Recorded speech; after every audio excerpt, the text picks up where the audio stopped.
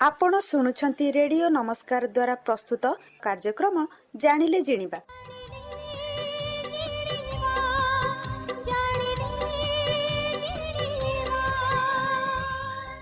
ସୃଷ୍ଟିର ଅୟମ ଆରମ୍ଭର ମୁଖ୍ୟ କାରଣ ହେଉଛି ନାରୀ। କିନ୍ତୁ କାହିଁ କେତେ ଅନଦି କାଳରୁ ନାରୀଟି ଅବହେଳିତ ହୋଇ ଆସୁଛି। କେତେବେଳେ ସେ ମିଛ ଅନ୍ଧବିଶ୍ୱାସର ଶିକାର ହେଉଛି ତ କେତେବେଳେ ମିଛ ଅହଙ୍କାର ଓ ଆତ୍ମବଡ଼ିମା ଆଗରେ ବଳି ପଡ଼ୁଛି। ପୁଣି କେତେବେଳେ କପଳୁ କଳ୍ପିତ କଟକଣା ଭିତରେ ପେଶି ହୋଇ ଯାଉଛି ତାର ଜୀବନ। ଘରର ଚାରିକାନ୍ଥ, ଚୁଲି ମୁଣ୍ଡ, ଘର ଜଞ୍ଜାଳ ଯେମିତି ତାର ଜୀବନରେ ଶ୍ରେୟ ହେଉଛି। ସମାଜରେ ପୁରୁଷ ତୁଳନାରେ ନ୍ୟୁନତାର ଶିକାର ହୋଇଥାଏ ନାରୀ। କିନ୍ତୁ ଏହିସବୁ ଚିନ୍ତାଧାରାର ଊର୍ଦ୍ଧ୍ୱରେ ହେଉଛି ବିଜ୍ଞାନ। ନାରୀ ଜୀବନର ମୁଖ୍ୟ ଉତ୍ସ।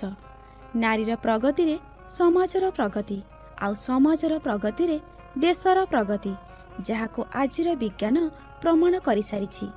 ସେଇ ନାରୀ ଯାହାକୁ ସମାଜ ଅବଳା ଓ ଦୁର୍ବଳ ବୋଲି କହୁଥିଲା, ସେ ଆଜି ପାଲଟିଛି ଶକ୍ତିର ଉତ୍ସ। ସେଥିପାଇଁ ମହିଳାମାନଙ୍କ ନିମିତ୍ତ ଆମର ଏ ସ୍ୱତନ୍ତ୍ର କାର୍ଯ୍ୟକ୍ରମ ଜାଣିଲେ ଜିଣିବା। ଦୈନନ୍ଦିନ ଜୀବନରେ ମହିଳାଟିଏ ଅନେକ ସମସ୍ୟାର ସମ୍ମୁଖୀନ ହୋଇଥାଏ, କିନ୍ତୁ ତାର ସମାଧାନ ପାଇଁ ବାଟ ଖୋଜି ବି ସେ ପାଏନି। ସମସ୍ୟା କେତେବେଳେ ତାର ସ୍ୱାସ୍ଥ୍ୟକୁ ନେଇ ତ କେତେବେଳେ ତାର ଖାଦ୍ୟକୁ ନେଇ, ପୁଣି କେତେବେଳେ ତାର ଜୀବନ ଶୈଳୀକୁ ନେଇ, ଯାହାର ଏକ ଛୋଟିଆ ସମାଧାନର ପ୍ରୟାସ ଆମର ଏହି କାର୍ଯ୍ୟକ୍ରମରେ। ଯେମିତି ଆମ ଶରୀର ପାଇଁ ଧାତୁ ସାରର ଆବଶ୍ୟକତା ରହିଛି, ସେମିତି ଆମ ଶରୀରରେ ହାଡ଼ ଓ ଦାନ୍ତ ଗଠନ ପାଇଁ ମ୍ୟାଗ୍ନେସିୟମ୍ ନିହାତି ଅପରିହାର୍ଯ୍ୟ। ଖାଲି ସେତିକି ନୁହେଁ, ଏହି ମ୍ୟାଗ୍ନେସିୟମ୍ ଆମ ଶରୀର ପାଇଁ ଅନେକ ଗୁଡ଼ିଏ କାର୍ଯ୍ୟ କରିଥାଏ। ଏବେ ଆସନ୍ତୁ ଜାଣିବା ଲୋକଗୀତ କ୍ରମରେ ଦାସକାଠିଆରେ ମ୍ୟାଗ୍ନେସିୟମ୍ ବିଷୟରେ।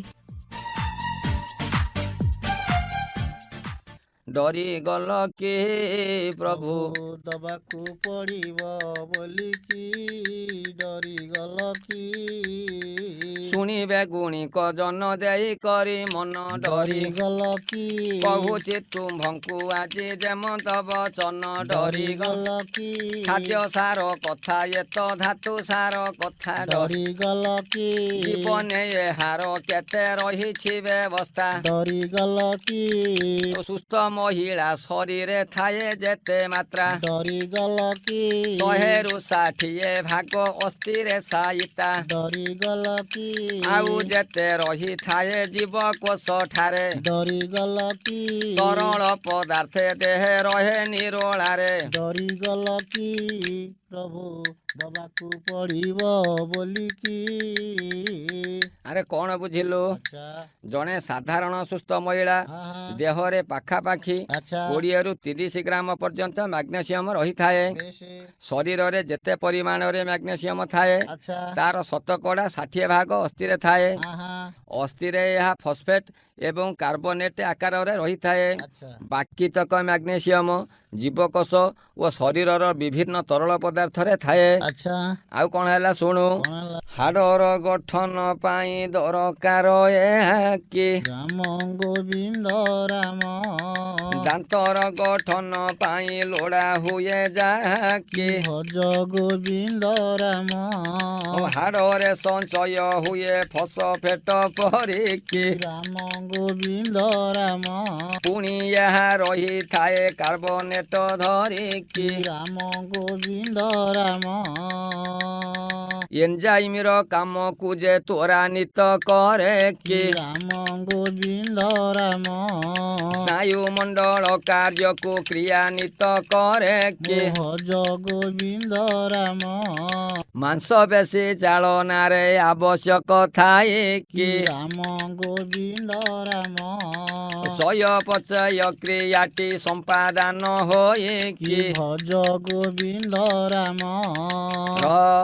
ତାପରେ କ'ଣ ହେଲା ଶୁଣୁ। କ'ଣ ହେଲା? ହାଡ଼ ଓ ଦାନ୍ତର ଗଠନ ପାଇଁ ଆଚ୍ଛା ମ୍ୟାଗ୍ନେସିୟମ ଆବଶ୍ୟକ ହୋଇଥାଏ। ବେଶ ଫସ୍ଫେଟ୍ ଓ କାର୍ବୋନେଟ୍ ଆକାରରେ ଏହା ହାଡ଼ ଗଠନରେ ସହାୟତା ହୋଇଥାଏ। ଆଚ୍ଛା ଏଞ୍ଜାଇମର କାର୍ଯ୍ୟ ପାଇଁ ଦରକାର ହୁଏ ଏବଂ ସ୍ନାୟୁଗୁଡ଼ିକ କ୍ରିୟାଶୀଳ କରିଥାଏ। ଆଚ୍ଛା ମାଂସପେଶୀର ଚାଳନା ଓ ଚୟପଚୟ ପାଇଁ ଏହା ଆବଶ୍ୟକ ହୋଇଥାଏ। ବେଶ କେଉଁଠୁ ମିଳେ ମ୍ୟାଗ୍ନେସିୟମ ତାହା ସେ ଜାଣିବା। ଆଚ୍ଛା ଚାଉଳ, ଗହମ ଆଉ ଯେ ପନିପରିବା ହେ ଯେ ପନିପରିବା ମାଛ ଆଉ ମାଂସକୁ ଯେ ଖାଇବି ପାରିବା ହେ ଖାଇବି ପାରିବା ମ୍ୟାଗ୍ନେସିୟମ ମିଳିଥାଏ ଏହି ଖାଦ୍ୟ ଠାରୁ ହେ ଏହି ଖାଦ୍ୟ ଠାରୁ ଖାଇଲେ ବିକାର ଦୂର ହେବଟି ଶରୀର ହେବଟି ଶରୀର 300 ମିଲିଗ୍ରାମ ମହିଳାଙ୍କ ପାଇଁ ହେ ମହିଳାଙ୍କ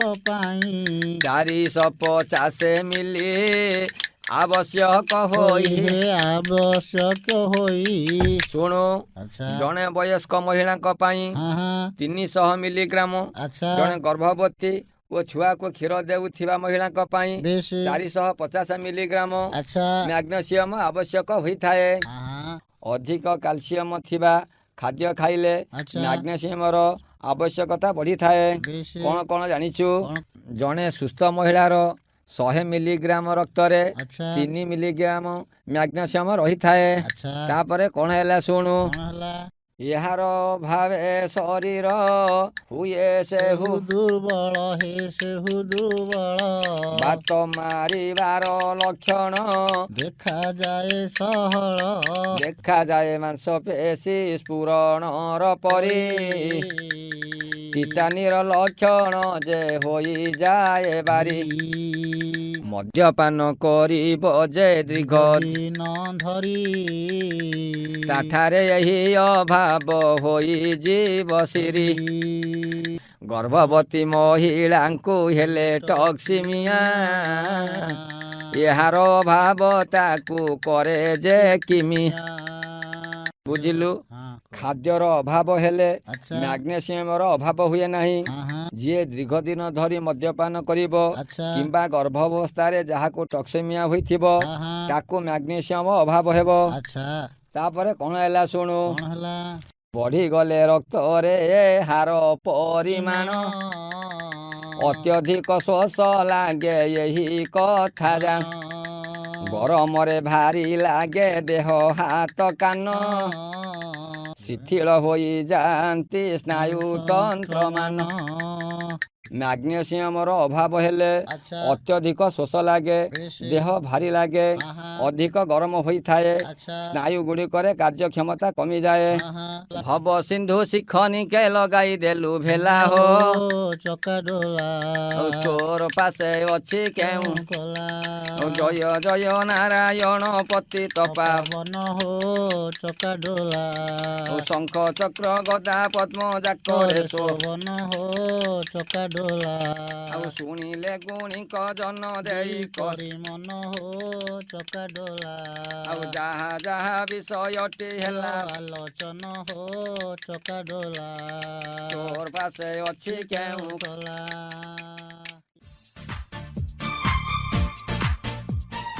ଶ୍ରୋତା ଭଉଣୀ ଆପଣ ଶୁଣୁଥିଲେ ଲୋକଗୀତ କ୍ରମରେ ଦାସକାଠିଆରେ ମ୍ୟାଗ୍ନେସିୟମ ବିଷୟରେ ଏହାକୁ ପରିବେଷଣ କରିଥିଲେ ରବୀନ୍ଦ୍ର ସାହୁ ଓ ତାଙ୍କ ସାଥୀ ନରେନ୍ଦ୍ର ସ୍ୱାଇଁ ଏବେ ତ ସମୟ ହୋଇଗଲାଣି କାର୍ଯ୍ୟକ୍ରମକୁ ଏଇଠି ରଖୁଛି ମୁଁ ଜ୍ୟୋତ୍ସ୍ନା ନମସ୍କାର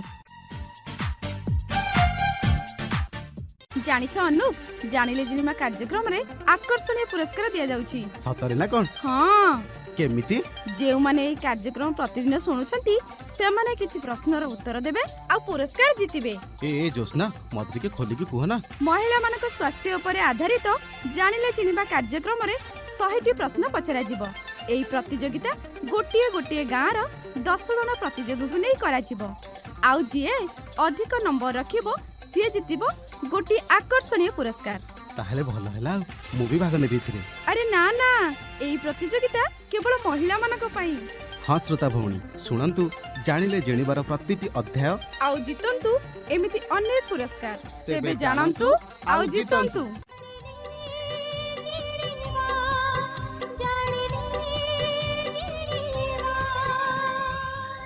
ଆପଣମାନେ ଶୁଣୁଥିଲେ ରେଡିଓ ନମସ୍କାର ଦ୍ୱାରା ପ୍ରସ୍ତୁତ କାର୍ଯ୍ୟକ୍ରମ ଜାଣିଲେ ଜିଣିବା।